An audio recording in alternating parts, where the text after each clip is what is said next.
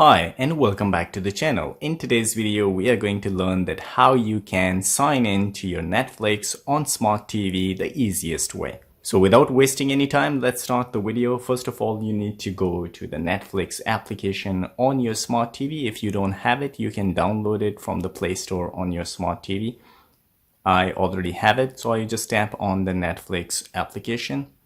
Next, you need to do is to tap on sign in. So once you tap on sign in, it will take you to this window. Here you can see you have choose how to sign in. You have two options, use phone or use a remote.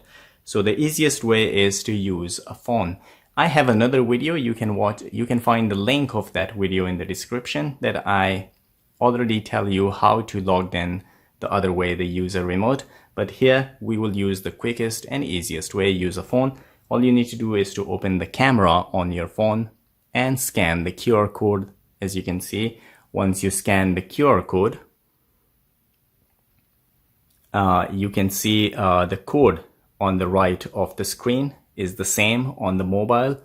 So once you have that one, you just need to tap on continue. So once you tap on continue, so it is signing in. This is the easiest and quickest way to sign in to Netflix on your Smart TV.